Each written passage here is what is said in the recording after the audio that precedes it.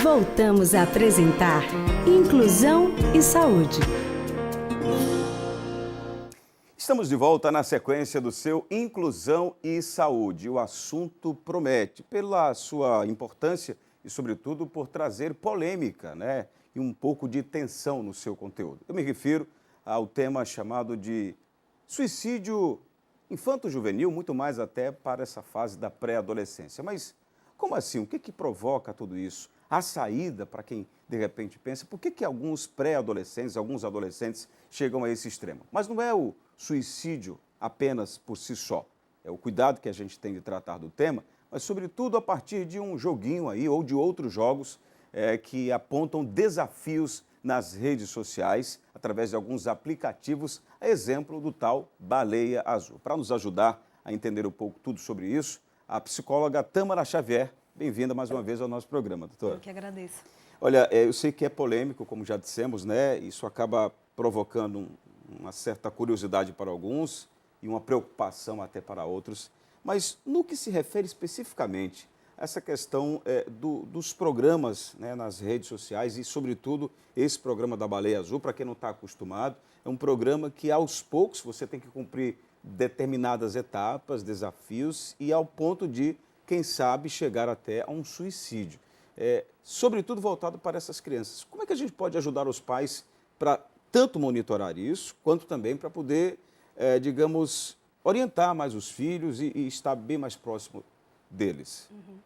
A presença dos pais é fundamental nessa questão de percepção do que está acontecendo na vida do filho. Infelizmente, a internet, que é uma ferramenta fantástica, ela muitas vezes é fonte também de muita destruição, de muita confusão, de muito... É um espaço aberto, é um espaço em que você não precisa mostrar a sua identidade, você utiliza aquilo para outros fins, muitas vezes muito negativos. Então, esse programa, né, na verdade, os adolescentes que participaram, eles provavelmente já tinham algum processo aí depressivo, alguma coisa nesse sentido, porque parece-me previamente selecionado essas pessoas, e eles lançam um desafio. Na verdade, um programa mesmo específico para adolescente, porque ele pega o vazio que existe nessa adolescência. Porque é o seguinte, quando a gente nasce, né, a gente está na família, a gente pertence à família enquanto criança. Tanto que tem aquelas camisetinhas, né? Ah, eu sou do papai, eu sou da mamãe, a gente não tem muita identidade. É nesse momento que a gente está construindo um ego. Então, se os pais, né, não criam nesse início uma fortaleza no sentido de amparar esse filho, de dar segurança a esse filho, para ele revelar o que ele está sentindo, porque assim, criança sente tristeza, criança sente angústia, todo mundo sente. Mas se eu não encontro um espaço para falar para os meus pais, porque eu acredito que os meus pais não vão se identificar com isso em mim, eu vou cada vez mais me retraindo. E aí, quando chega na adolescência, que é onde eu quero me separar dos meus pais para criar a minha identidade, aí isso vem à tona. Então, a Baleia Azul, ela entra nesse buraco que a família deixa. O buraco do ouvir a criança, o adolescente, nesse caso, né? O buraco do dar atenção. Eles têm atenção, que eles muitas vezes não têm em casa por não se identificar com o pai ou achar que não vai ser ouvido. Porque muitas vezes o pai, mas você tem tudo, por que você está assim? Né? E não consegue tratar de forma saudável, porque tristeza todos nós temos, angústia todos nós temos, né? Tem até um mestre chinês, se eu não me engano, ele fala que por fora Deus foi muito criativo. Ele fez as pessoas de vários jeitos, de várias cores, mas por dentro somos todos iguais. Então não, isso é inevitável, né? É inevitável. Agora, por que então desses adolescentes ou pré-adolescentes, dependendo da situação, buscam esses espaços? Os pais, então, com base no que a senhora está dizendo, eles têm uma parcela significativa de culpa se a criança acabar enveredando, digamos assim, ou é uma busca natural de qualquer pré-adolescente, de qualquer adolescente, isso vai acontecer com qualquer um? Eu não gosto muito de usar a palavra culpa, é mais uma responsabilidade, né? Primeiro que a nossa sociedade está entrando muito no processo de cada um viver individualmente.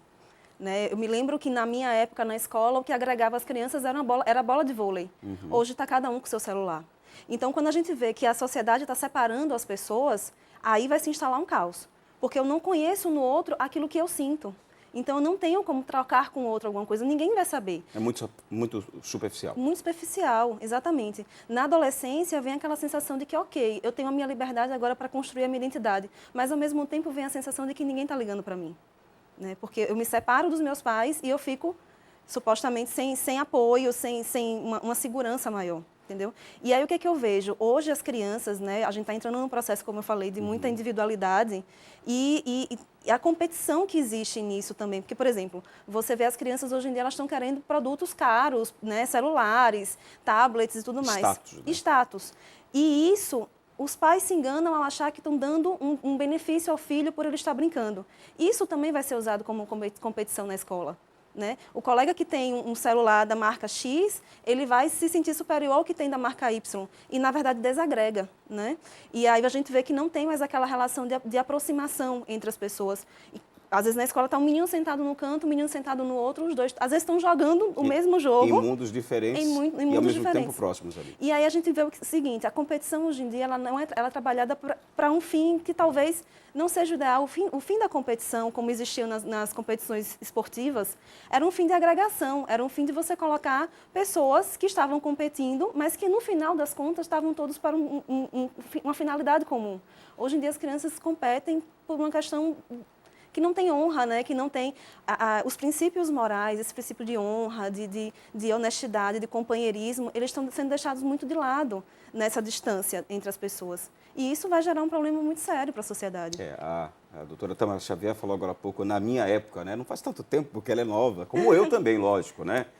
Mas eu falo assim, na minha época, ou seja, na nossa época, então não tem mais hoje a brincadeira da bola de gude, do peão, de você fabricar os seus brinquedos, como eu fazia, de você pegar coisas assim do dia a dia e começar a fazer as transformações, desenvolver algumas outras técnicas naturais das coisas que a gente se depara. Mas eu quero lhe fazer o seguinte questionamento, doutora, ainda com essa questão do jogo Baleia Azul, o que chama a atenção é por que uma criança chega a esse extremo de estar, digamos, encarando os desafios, cumprindo determinadas etapas, tudo isso, e aos poucos chegar a esse extremo mesmo de desenhar uma baleia, desenhar o formato de uma baleia com um objeto cortante.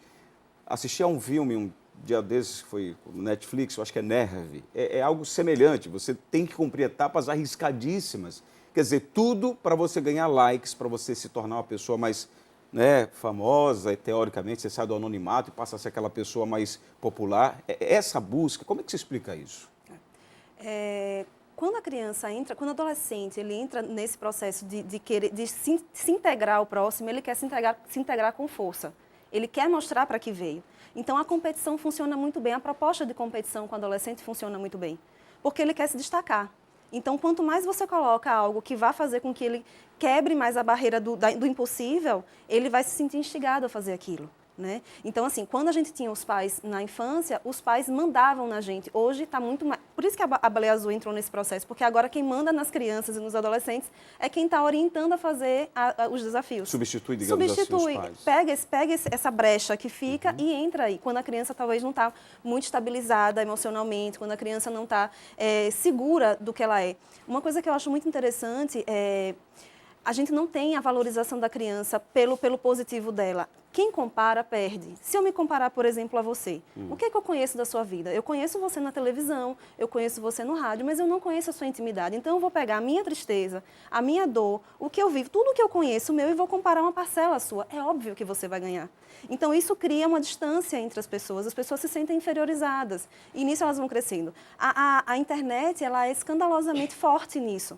Porque a gente só retrata aquilo que tá bom. A gente tá num restaurante, a gente retrata aquilo. Mas ninguém tira uma foto chorando, né? Ou preocupada. Discutindo, brigando. Exatamente. Então, quem se compara, perde. E a gente está criando um processo de competição infantil e de adolescente que está gerando esse processo de eu vou conseguir ser mais, eu vou ter mais destaque do que fulano, sendo que eu não sei da vida de fulano. Eu sei da parcela da vida de fulano. Doutora Tamara Xavier, já encerrando basicamente a nossa entrevista, queria que a senhora pudesse passar uma orientação para os pais, de um modo geral, não só voltado para a questão da Baleia Azul, mas qualquer outro tipo de aplicativo, programa que incentiva. Até no YouTube você tem vários vídeos de pais, crianças, umas criando desafios para as outras, desafios assim absurdos, né? Coisas perigosas, muito perigosas. Isso vai acabando aí chegar a essa expectativa de um suicídio, muitas vezes, né, como a gente sabe que chega. Então, que orientação, olhando para essa câmera aqui, a senhora poderia passar para os pais?